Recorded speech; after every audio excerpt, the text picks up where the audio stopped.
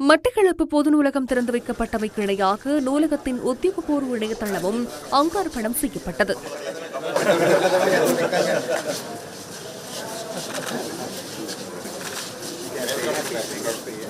இந்த புதிய நூலக கட்டடத்தினுள் சிறுவர்களுக்கான அறிவியல் தொழில்நுட்ப அறிவை வழங்குவதற்காக தனிப்பிரிவு ஒன்று நிறுவப்பட்டிருப்பது சிறப்பம்சமாகும்.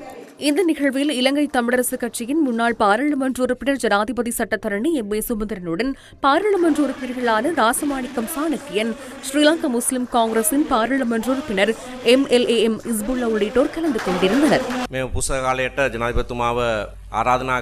இந்த நூலக திறப்பு விழாவுக்கு ஜனாதிபதிக்கு அழைப்பு விடுக்கப்பட்டுள்ளது என்று என்னிடம் கூறப்பட்ட போதே ஜனாதிபதி எப்படியும் வருவார் என்று எனக்கு தெரியும்.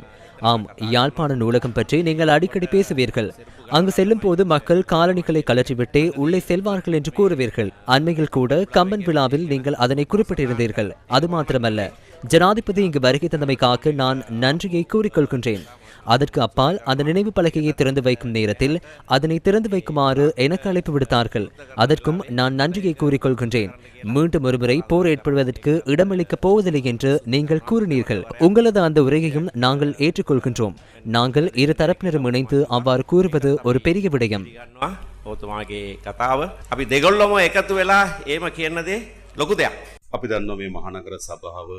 இந்த மாநகர சபையை இந்த பகுதி மக்கள் வாக்களித்து DNA மூலமே தேர்ந்தெடுத்துள்ளனர் என்பதனை நாம் அறிவோம்.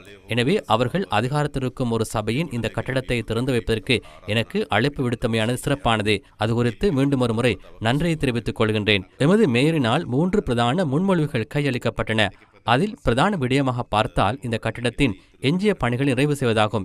எங்களது அடுத்த வரவு செலவு திட்டத்தில் அதற்கு தேவையான நிதி ஒதுக்கீடுகளை வழங்குவோம் என்று நினைக்கின்றேன். அதே போன்று இன்னும் 2 முன்மொழிகள் உள்ளன.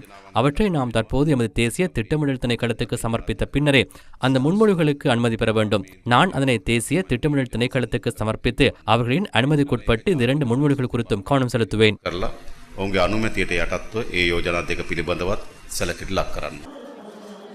ஜனாதிபதி உள்ளிட்ட குழுவினர் மட்டக்களப்பு பொது நூலகத்தின் புதிய கட்டடத்தை பின்னர் பார்வையிட்டனர்.